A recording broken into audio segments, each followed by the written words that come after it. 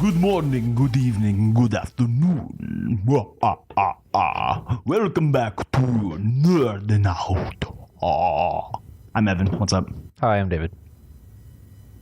I just came back from the dead. I'm Nathanael. You sound like anything more clever to say. You sound like a very peppy zombie. Zombie. Oh, I should have just said brains. Yeah. Instead of David. You just react. I'm Evan. Brains. No, don't even do that. Just go, Yeah. I'll just say you sound like a David. You sound like a very literary zombie. Brian. Brains. I'm a smart zombie. I think it's smart people. I'll just be Dracula in the corner. Blah, blah, blah. Or just be Sylvester Stallone, a.k.a. the real living zombie. Watch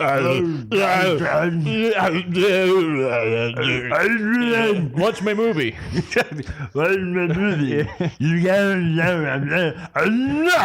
say the only reason. Are there vowels in there? It's like I think that was only vowels. He's turning into Arnold.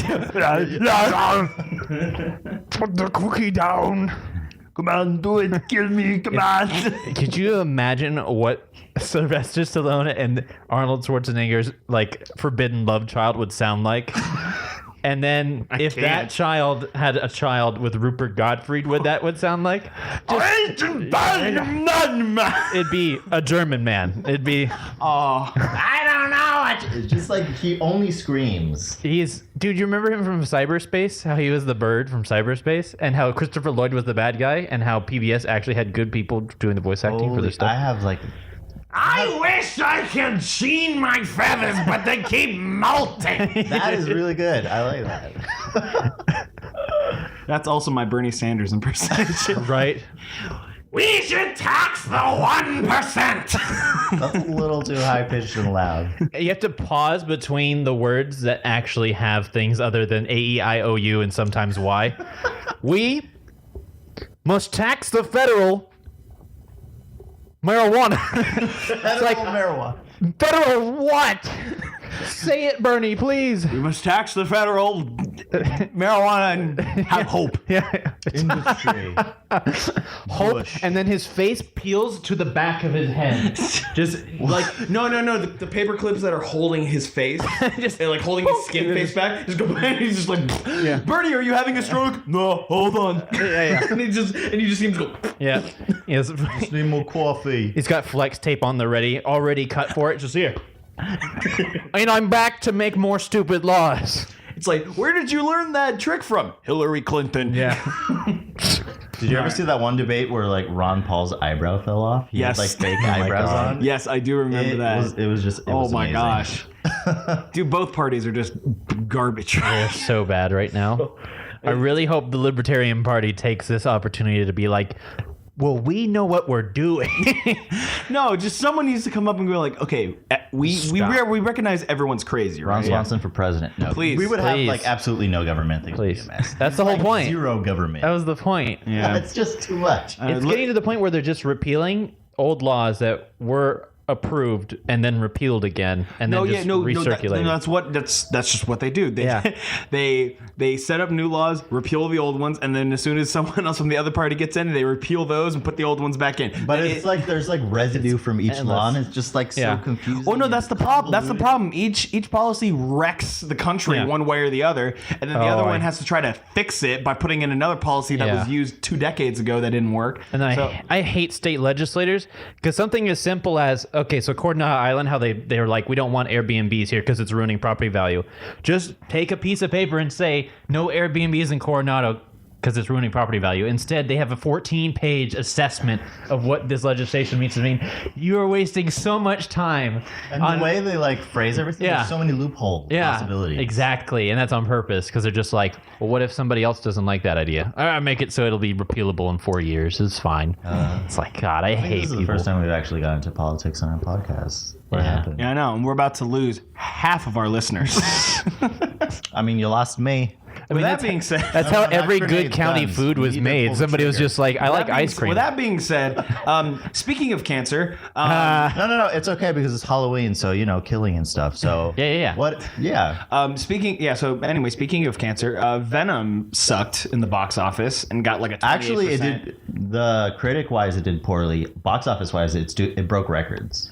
I'm sure it did, but I saw it. It was good. really, It was legitimately good. It was not an amazing movie, but it was good. It's not the amazing I Spider-Man. I kind of do love that. It was just like it wasn't amazing, but it was decent. It was a movie. No, here's the thing. Here's the thing. I feel like that's fair because I feel like a lot of people went in with their expectations like way down here. Yeah. And then if it meets anything above that, even by a slight margin, it's going to be way better. I don't think I've talked to like anyone who said it was bad. Everyone's just like, yeah, it was a good movie. The thing is, though, I've heard that Tom Hardy Eddie Brock and Venom's relationship is like really good in the in the movie, and it's it's fun. I don't wanna go- I heard that like Act 1 slow. Act 2 is like the best part of the movie, and then Act 3 is just a jumbled mess. Would you say that's a fair synopsis? I wouldn't say the last one's like a jumbled mess. It's like a little too much CGI. Okay. Maybe that in that sense, it's a little bit of a jumbled mess, but It's just a big CGI fight at the end. it was like surprisingly funny. I'm like, I didn't know this movie was. I thought it was gonna be like too edgy, but it wasn't. Mm-hmm. Yeah, I would actually say for like $8 or something is definitely worth a watch. I think a lot of what probably people don't like is just Tom Hardy being Tom Hardy. The biggest And- thing, the biggest problem for me with the movie was Tom Hardy's accent. I couldn't place it. It was just It's just he Tom sounded Hardy. like a toddler. I don't know what was wrong with his Yeah. voice. When he was drunk, and Was when he was he supposed to be like from Brooklyn or something? I'm not sure. I never heard Where does the anyone- movie take place? It looks like it takes place New in York. San Francisco. No, it's San Francisco. Why does it take place in San Francisco? That is a very good question. I don't remember if it moves to New York. I don't think it does. It's just very confusing. His accent is just That makes no sense though. yeah. It didn't have like the most amazing story, but like Why? I don't know. it was good. I feel like A lot of kids there, and it was just like I mean, Venom itself as the character looks good. I mean, to be Venom- honest, yeah. himself was definitely a character. He was like funny and just like Yeah. It was like anyway. Anyway. Yeah, it was not bad. It was above not bad. It was above not bad. Yeah. So Not bad. adequate. Wait, So that's bad. So it was okay. I would say it's more than okay. Really? It was like good. It was a solid movie. It was not like it's not premium. not But premium. Definitely not premium. So if you were to compare it to, let's say, Homecoming. Homecoming is like significantly better. Okay. Homecoming I think is an amazing movie. Okay. I think Venom, in the sense that the last Venom we got was Topher Grace. trash, and we needed something that actually represented the character better. Grace more like trash in your face. Good one. No, it was really bad. Make sure to add a rim shot at the end of that one, please. Anyway, Oh man, I think I think I know what you're saying, David. When the bar's already set so low, You can only go up, You can only go up, right? and Which that's where I kind of thought with this movie, where like everyone's kind of thinking, "Oh wow, this is actually a lot better than I thought." That's the thing, better than you thought. Everyone thought it was going to suck, or thought it was going to be really bad or really forced. I thought But when it was better than that, I think people were pleasantly we're surprised. like, all right. Yeah, I think the same thing happened with Wonder Woman. There were just so many bad DC movies. People are like, "Oh, this is like the best superhero movie." It's like, no, it's a good movie. Nothing more. yeah. Yeah. But I have a TV series for you guys this week on our segment to binge or not to binge. No.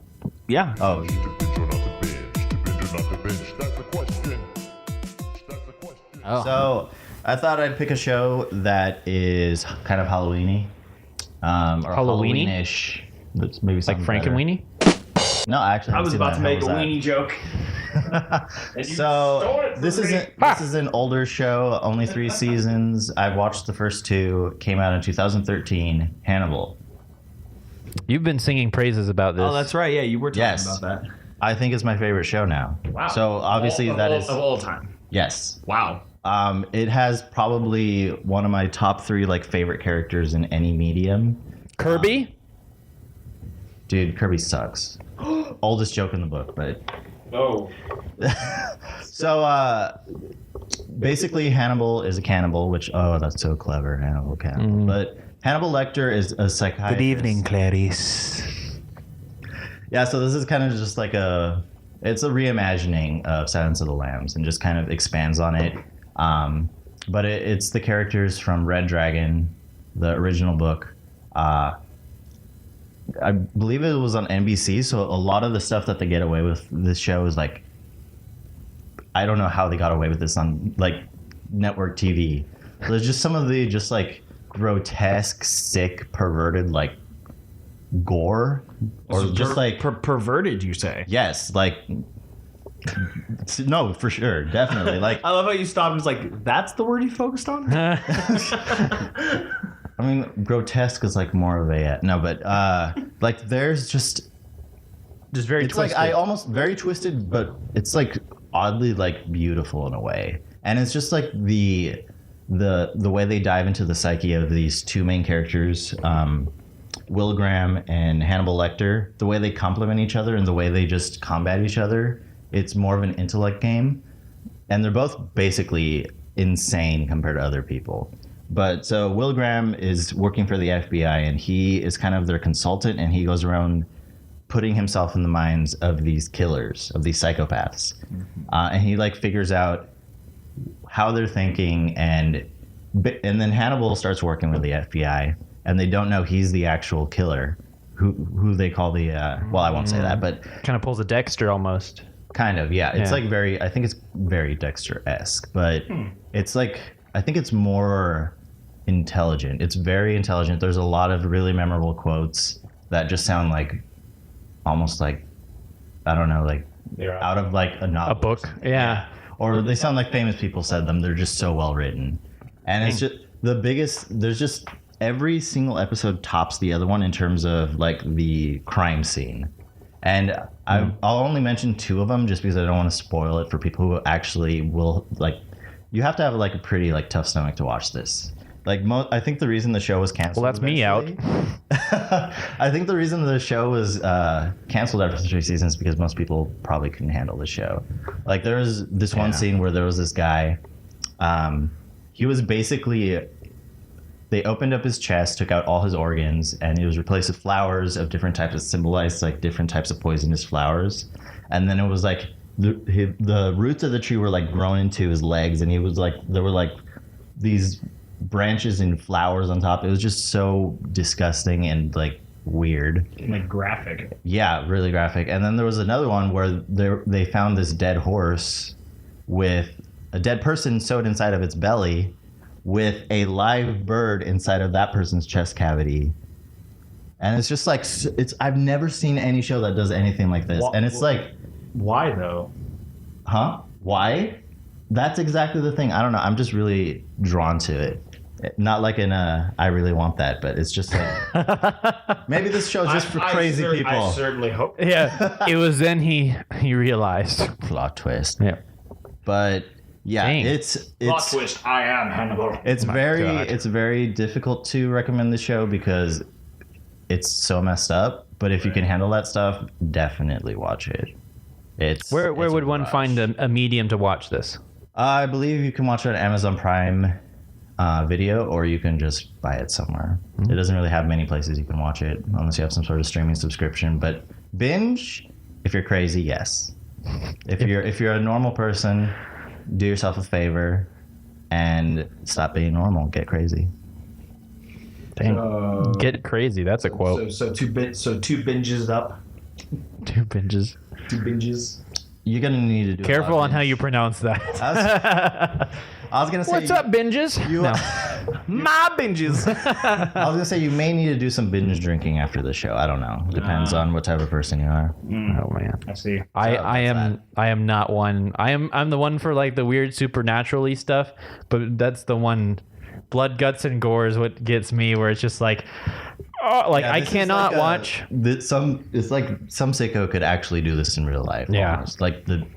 I think that's the crazier part with some of the gore and some of like the slasher murderer type things that people get afraid of, because that's something that's like Relatable. Oh, yeah. because it's like, oh, like someone could just grab a knife and stab me like immediately. Yeah. Like, Yeah. Like I on my Facebook page, I had it was like it's like a gym page where it's just like because for a time it was like unique different workouts and stuff, and I was subscribed to it for that because they had this 30-day thing. But anyway, like routinely, You go to the gym?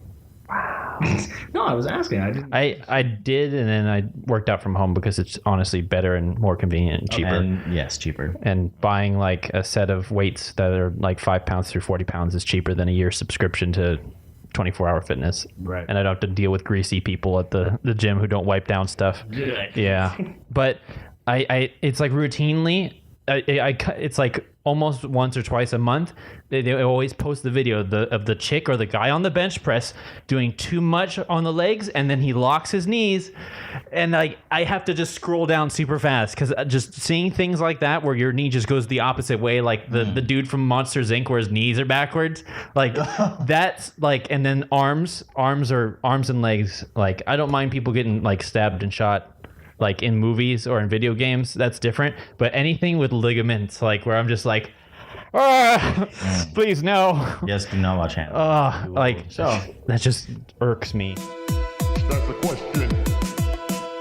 That's the question.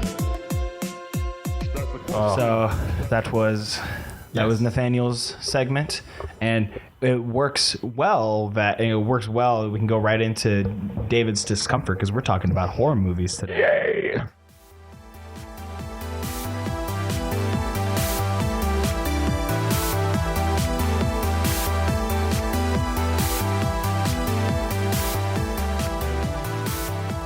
So, horror movies, in a nutshell, they started pretty much like when movies became a thing back in the 50s, you know, with moving picture. Yeah. My God. Oh my gosh, black and white images and they're moving on the screen. Right.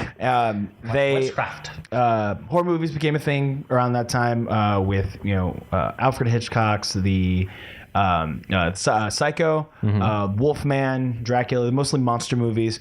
And they took a shot at people's, you know, deepest, darkest fears of like monsters and the unknown. That was the idea. Now movies, you know, horror movies are kind of going off like shock value and trying to see like how many jump scares can we fit into this movie and like have it feel legit. So, gentlemen, the question I posed to you, And you're saying in general, not all, right? not all. No. There are definitely some movies, and we'll get to that. We'll get to some movies that we think kind of break the mold, so to say. But gentlemen, Yes. can you what can you say is Hollywood's biggest problem now with most horror movies when it comes to just like producing them? What do you think the biggest issue is? They're cut and paste. Like Halloween's coming out again. Why? Again, I think What was wrong with the first one? What was wrong with like the first three? Yeah. There's, like, Why do three we of them. need more? Like that's my problem is originality in Hollywood has gone so far to the wayside where everything's just being recycled now, and it's running on that 30-year cycle that everyone talks about, how you're going to get the same movies that come back, like how Megalodon or The Meg came back, and it's, you know, Jaws was so long ago that, you know, it's almost like you need a new version of that like routinely to come up. And that's my problem is there's nothing that's honestly original in the horror, like in the horror genre itself, including video games. And like you said, it's become jump scares that are just routinely planned. You can almost brace for it because you can like see the timing. Oh, someone's walking into a room and there's no lights. There's a jump scare in like the next 5 minutes. Oh, there's the jump scare. And now I wait for the next jump. There's no more like situational horror. Split was fantastic for that because Split made everybody aware of what was the plot, and when you watch it new, the whole thing is the anticipation and the anxiety of when is it going to happen, when is something going to crack. And that I enjoy in new movies, when you make use of a situation or the environment to be your horror film. Like War of the Worlds, when it played on the radio, a lot of people, because of how authentic and real and how situational it was, a lot of people believed it was real life. Wow. And I feel like people like jumped off bridges and like, committed suicide because they thought Yeah. the end of the world was there. Yeah. Oh yeah. And- it was a thing. Oh yeah. and that's what I wish would happen. Not people jumping off bridges. I was like, phrasing. But that's my point, is that honestly, if you want a good horror film to impact you, it'll last outside when you walk out of the movie theater. It seems like jump scares, they're just so temporary and quick that you can't absorb what happened. It's just a jump. And then when you leave, you're not affected by it. It's not in your consciousness. You're not just like that, that lingers in your mind. And that's my problem. It's just unoriginality and the staleness of the horror. So that's my problem anyway. Nathanael? Yeah, I think with just really short on jump scares. Just briefly. So jump scares, I think they don't have substance. It's just they're always a silence or a decrease in like noise and suspense and like an increase in suspense, and then they just hit you. And a lot of movies like even don't even break up the amount of time in between jump scares, so you like even expect them. And some of them will add like 1 or 2 seconds of extra suspense compared to the previous jump scare. And sometimes there are like more like less predictable jump scares, but it's always just like very cheap, and it just exploits you. Yeah. And it's not really being scared, it's just being surprised. Yeah. Right. And so in terms of horror films, I feel like I agree with David a lot. I think one of the biggest problems is they're just really tropey. It's just like there's the whole like teenagers in love. I was gonna say that make there's stupid cliches, decisions. checklists that a lot of movies are checking off. Whereas like, do we have the two stupid teenagers with like the relationship where they're like in love, but they have like they're like Reservations or whatever. or they're like having a fight and then one of them dies, or like both of them die because of being stupid, or they're like in a car and then the person going towards the door that's obviously not where you should be going. You should obviously run out of wherever you are. And it's just, there's so many of these tropes that it's almost as if they have a checklist and they're like, no, we need to have this in here for it to be a horror movie. And it's like, no, like in order to have a good horror movie, I feel like you should make a person like sense fear, or that should be like the main purpose, not fulfilling all these tropes and like having yeah. The biggest issue I have is that like a lot of these movies, the characters are like paper thin, and mostly I'm not saying this is why, but just from what I can gather from watching them is what I see is that they almost have this mentality of like, well, there's no reason for you to get attached to them because they're going to die anyway. So, you shouldn't. This is just more like kind of introducing you to what this person is like by throwing a bunch of stereotypical actions at you, have a bunch of exposition thrown at you from another character or from that character themselves, because that's just what you do. You just walk in and go like, hey, what's up? I'm a smoker and I do this kind of stuff and this is my personality, because that's just how you introduce yourself to people, and that's how you interact with people. Like, oh, it's like a letter being read in voiceover. It's just like right. Or even that, which narration is stupid. And I think Hollywood has kind of fell into this trap of it being, well, these characters aren't going to be here at the end, so you don't really need to get to know them that much. You really just need to know about the one character who's going to survive at the end. And that is the one character that gets the most development, that actually gets an arc, which even then, it's not that much of an arc. It's very superficial, and like I have a fear of separation because my mom left me. My mom left me and my dad when I was younger, and now I've conquered that because I did this. And it's like, okay, good for you, but like, what did that have anything to do with the story? Right. It's just unnecessary, like you said, it's almost like paper mache character building. Oh yeah. It's just like, okay, let's give him tattoos, let's make him smoke maybe 1 or 2 cigarettes and have a attitude, and then give him a New York accent. That's all he needs. Yeah, and then now he's the New Yorker bad boy, and that's all you need to know about him. And he's gonna be the third death. You already know. Yeah. And so like I mentioned before, some of the classic horror movies with Alfred Hitchcock, who is like the king of suspense. How do you guys think those movies did it right compared to a lot of the ones now? Like, what do you think were some of the things that made those good and made those classics that even now they do stand the test of time with being suspenseful movies, even though we know the stories and we know how they end, but I can still watch some of those movies and feel like suspense watching those movies. Yeah, I mean, I'll leave it up to you guys because I haven't seen many of them. Okay. Well, mine, a lot of those at that time, the Twilight Zone, Right. and a lot of those at that time, what they did different was they didn't just throw you right into the scares. They didn't throw you right into it. A lot of it was plot and environment building. They wanted you to understand where people are, what's going on, and why things are the way they are. And then they give you the scares. Then they give you, the actual what you're after when watching a scary anything is the suspense and the anxiety of watching something turn out horribly.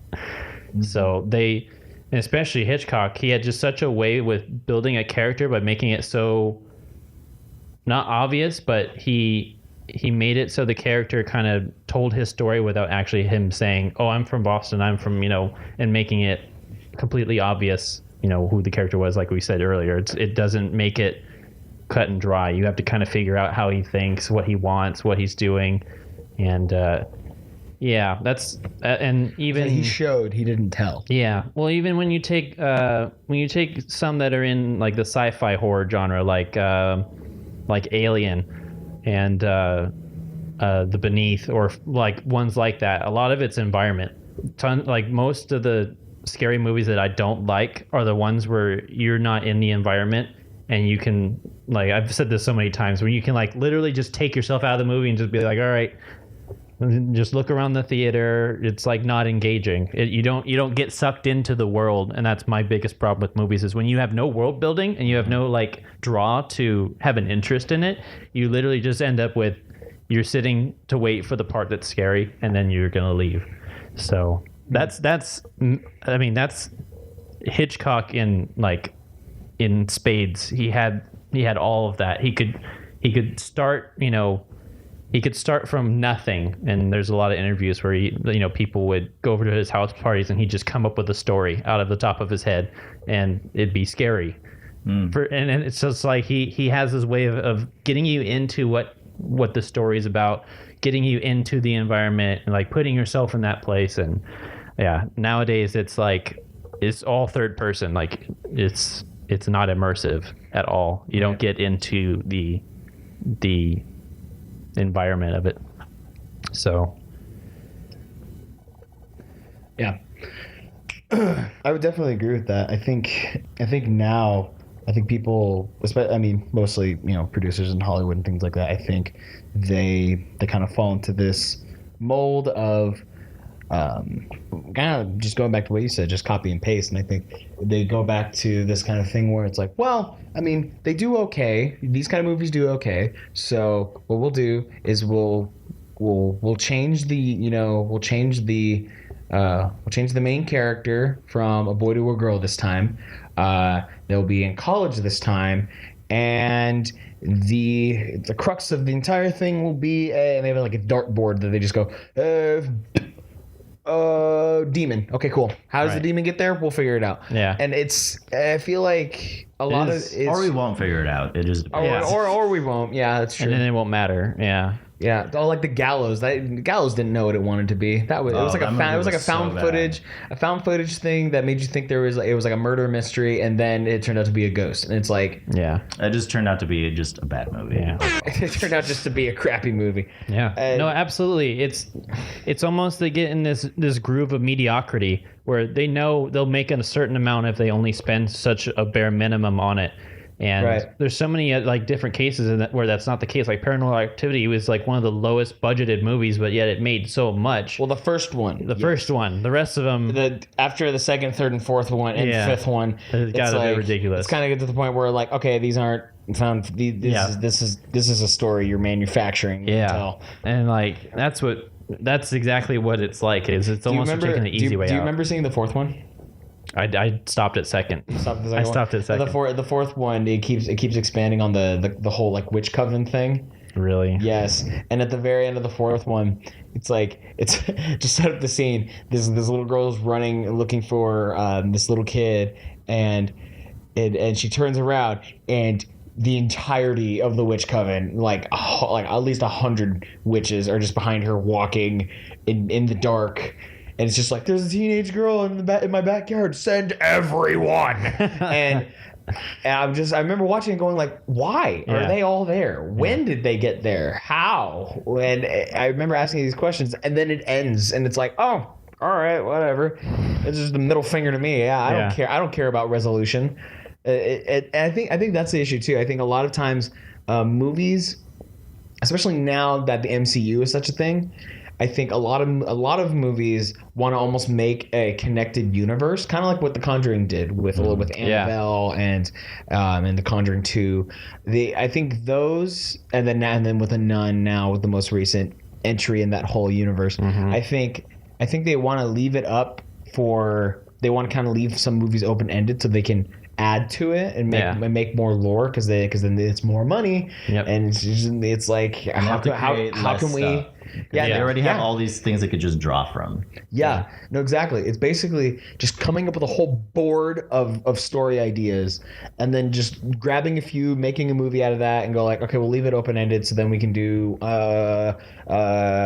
They just put all the ideas in a hat and just like mix them up and pull out 3, and it's a high school story about a girl who finds a magic box. Make it, and then you get 7 wishes, and that's just how those movies are made. I feel like it's just like a hat grab where they just make it up as they go along. Yeah, I really agree with David. I think it's motivated by money. They're just like, we make enough of a profit from this where we put so little effort into it, and we make enough of a profit to where why even try? Yeah. Why even pull off, like, why put in risk into actually making a scary movie? Something that could be really good. Could be really good. If we put like too much effort into it, it might not make the money back. Let's just be safe and just make our money back. Rather than let's make a really good scary movie. Yeah. And that's kind of the worst part is even now we've ended up in kind of a lull where movies today, the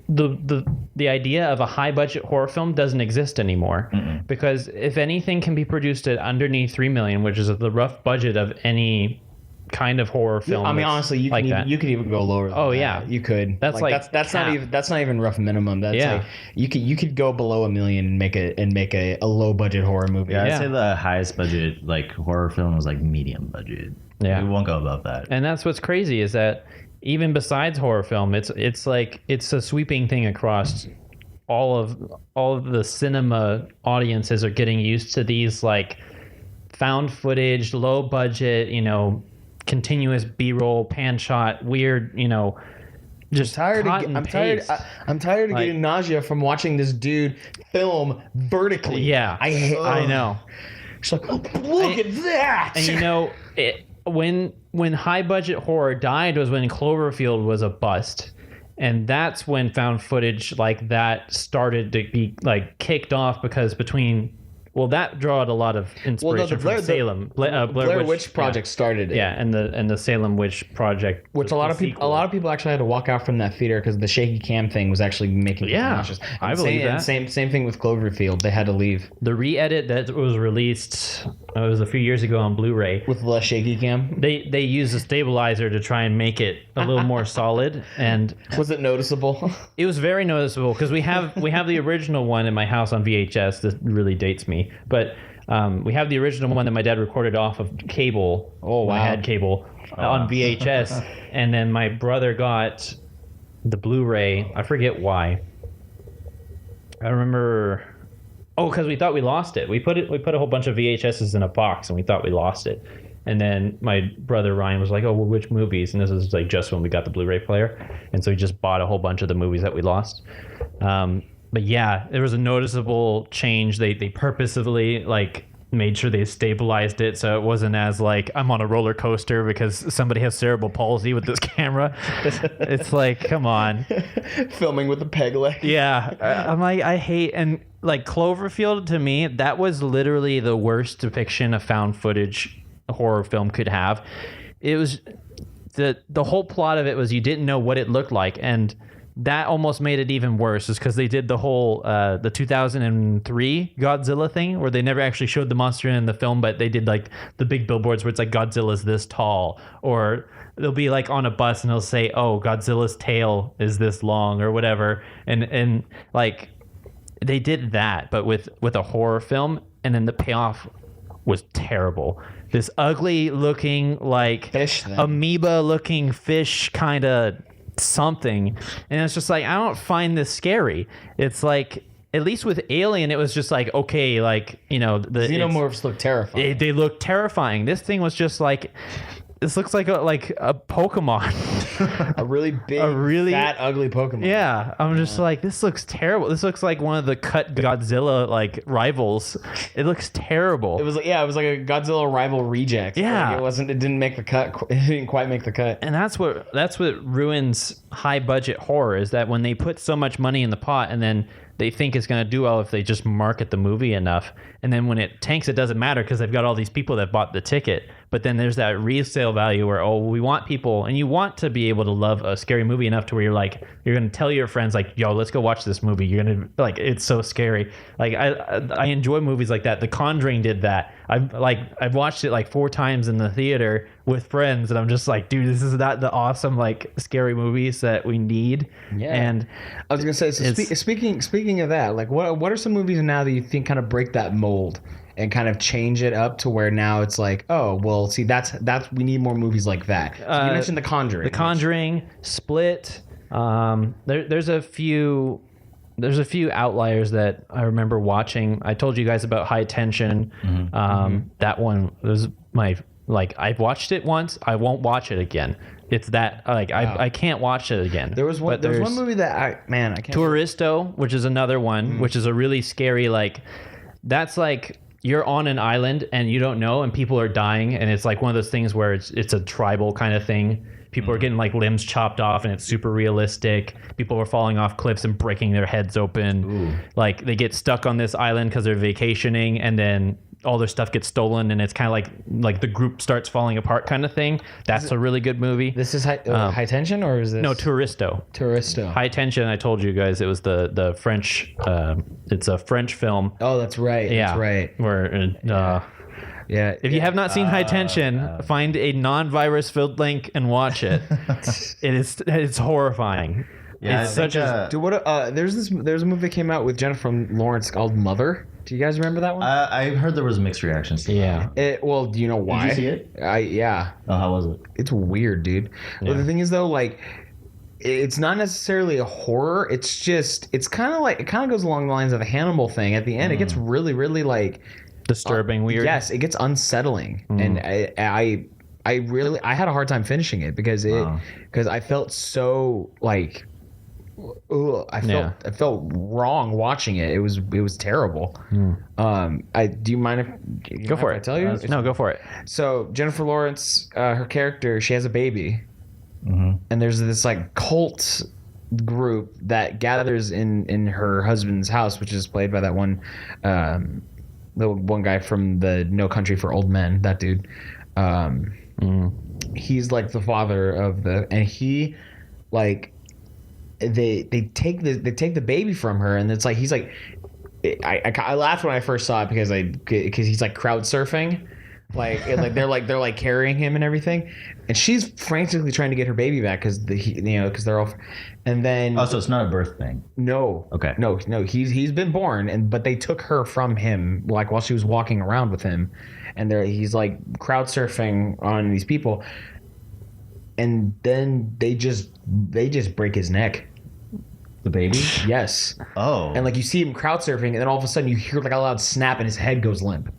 It's so like, and then all the noise cuts out, and you see her like shocked face, and they eat the baby. They eat the baby. That's why everyone had such a hard time. That's why people walked out of that movie. And it was like visually they eat it. Yeah. Oh no. Yeah. Like the baby is like eviscerated on this table, and people are like eating pieces. You see them like going and yeah. Yeah. I see. Like a baby tartare. It was so weird. So that one is just more like shock value. That one is just all shock value. Yeah. And that's kind of I guess that's kind of the only other direction Hollywood goes nowadays, is just to have like over shock value and get you disturbed enough to call it a horror film. Yeah, I think I have a couple of examples of film. One's French, I think, but so The Witch. Do you guys watch that one?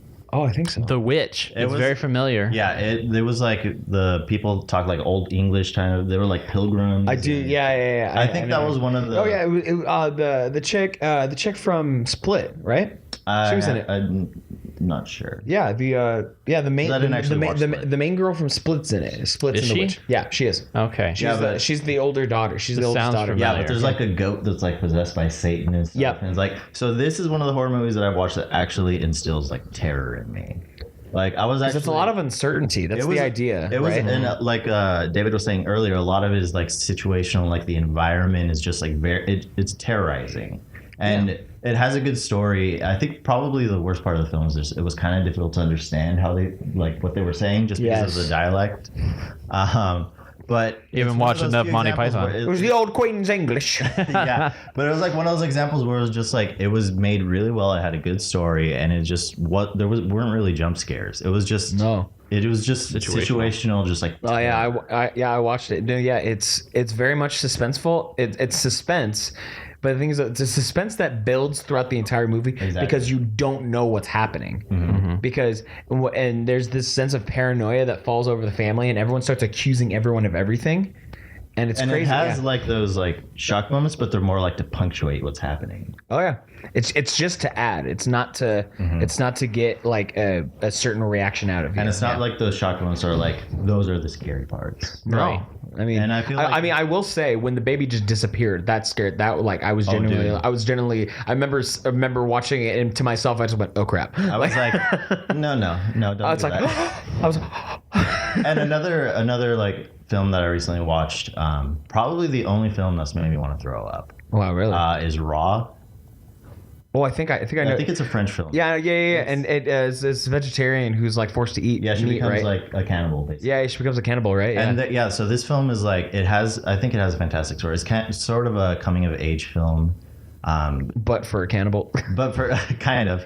But it's like I was gonna say that movie. Like, I didn't see it, but it. How to Train Your Zombie. train yourself. But it didn't. But from what I've heard, it does a really good job of like making you feel like it's actually like people that are being eaten.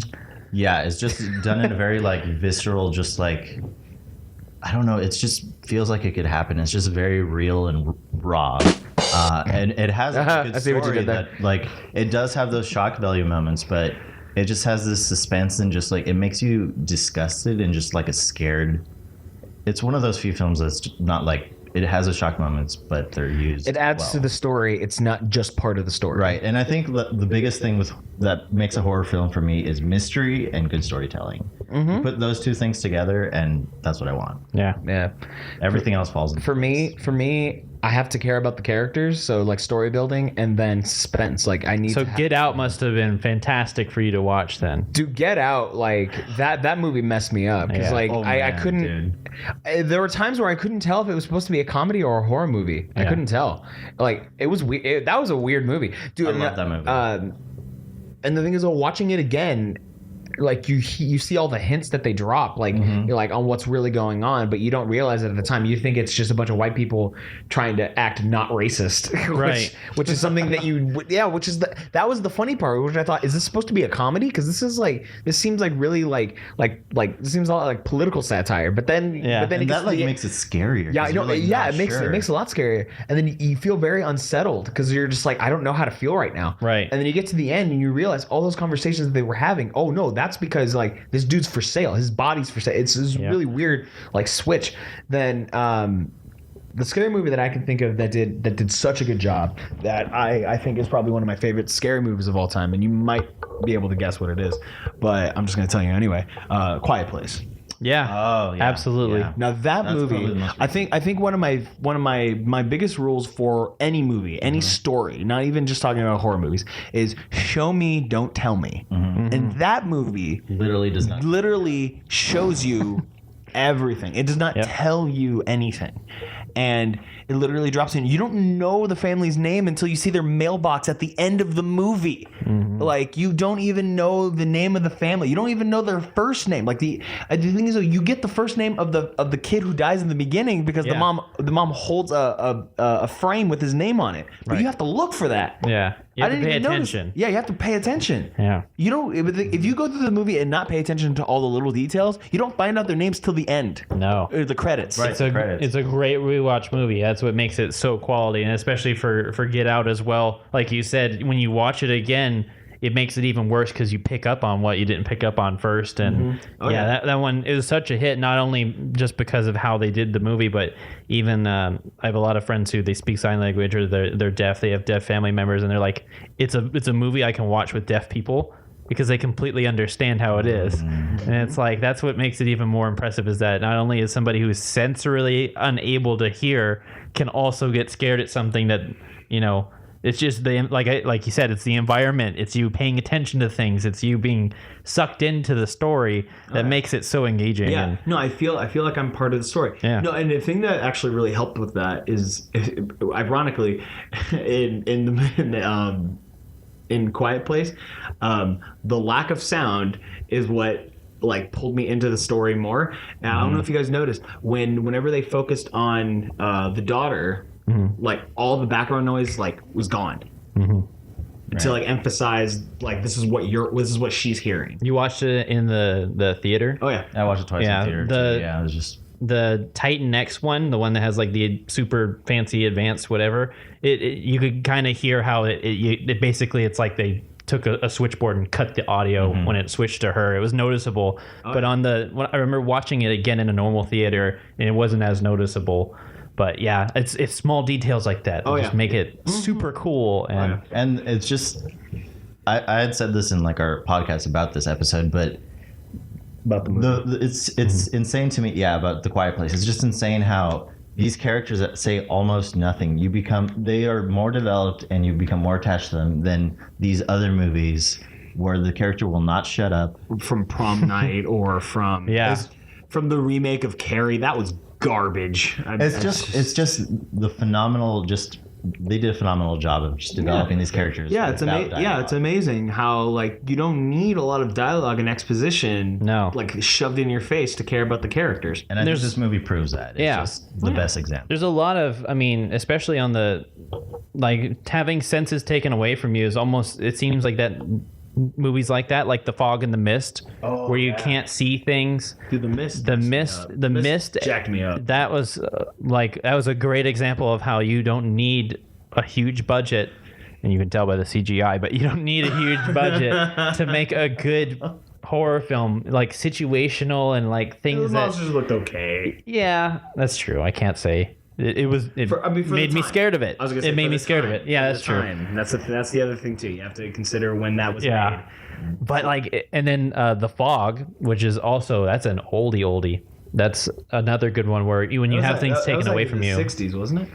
Yeah, it's late 50s, early 60s, something around there. It wasn't black and white, but it was. No, it was in color because I remember at the end when they're on the top of the lighthouse and the sun pierces through, and then it's like Yeah, so there was color in that movie. Yeah, so and that's what's cool is that a lot of the fun of those movies is when you take something away from you to like make you pay attention more, right? And almost seems sad where they have to do that to get you engaged in something, but it's a clever tactic. I'd like to see something like that more in today's movies, and Quiet Place did that in spades. It was a really, really, really good movie, but yeah, I wish we had movies like. The Thing or the Blob. Do you remember The Blob? Yeah, The Thing and The Blob. Those were good. Those are good because then it's just like you worry for these people more than you care about their character development because you've seen them and then you see these things like readily eliminating them one at a time, and it gives you that that angst. But yeah. So yeah, I think that was a good conversation. It was more of just like a fun little like. Thing going back and forth, not really a whole lot of structure, but it was good. I think the bottom line what we could take from this is Hollywood, you need to step up your game a little bit. Oh yeah. But don't make like the exceptions the good ones. Make the exceptions the bad ones. Yeah. Make the exceptions the like The benchmarks. the benchmark, the standard. Make that the standard. Don't make the poopy ones like the standard. Yeah. Take cues from it. Yeah. Learn from it. You know, good enough is okay, but Don't give us more Stephen King reject books that shouldn't have been made a movie by M. Night Shyamalan and has my gosh. the worst plot known. dude, M. Night, he had He's one a hit and miss. Well, the thing is that he had one like really good movie with Sixth Sense, and then he had Split years later, and then everything else in between is just like, what the hell? Yeah. Is that? Anyway, thank you so much for joining us again on this episode of Nerding Out. Thank you. I have been Evan today. I was and will be David forever. Amen. I is am and have Forever and ever. Nathanael. Yes. Don't forget to check out our Facebook or Twitter. Yes. Shoot us an email at nerdingoutpodcast@gmail.com. boom. And Check out Nathaniel's music. Did you hear that? Did you hear the end of the last podcast? Did you hear You that? should go back and listen. did you hear that tasty lick? Right? That banger. Dude. That banger. You should go back and watch it right now. just for that part. Watch it. Yeah. Like look at the song. Watch the screen as it plays. Watch the screen as it plays, and there's no. Yeah. I mean, there's kind of a still audio form. Anyway, thanks Well, for joining us. Thank you guys. Bye.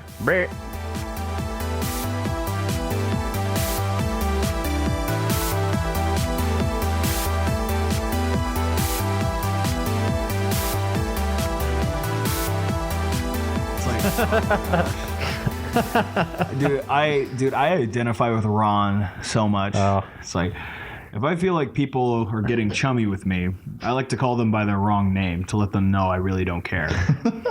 it's like I love when Yeah. he's sitting with April and she's Yeah. like, That's good. she's like, they're John. talking- good she's one, like, good one, George. Lester, or Oh yeah, good something. one. Yeah, good I one, forget Lester. her name, And he but just kind of smiles in approval, like yes. I love their friendship. It's just like, Yeah. The mutual hatred of everything. Yeah, Especially I think my the other, nurse. I think my other favorite line of his is, "Dear frozen yogurt, be ice cream or be nothing." Yeah. You are the celery. desserts. Or I think this is my all-time favorite one, where he's at the hospital getting a checkup because he's sick, and she goes through his history, and it's like, "Are you allergic to anything? Cowardice and weak men, and hazelnuts." Yeah. hazelnuts. It's like sexual history, epic and private. Epic and private. It's like how many drinks of alcohol do you consume a week? One drink. One shelf. He's getting checked up. He puts the tongue depressor. Oh, balsa wood. Could have at least used mahogany. It's like there's something in your ear. Sawdust blow. Oh. Yeah, it's like, do you have any exercise? Love making and woodworking. That's like everything that's said in that scene. It's so I love When I love- Tammy shows up and he gets his little survival backpack.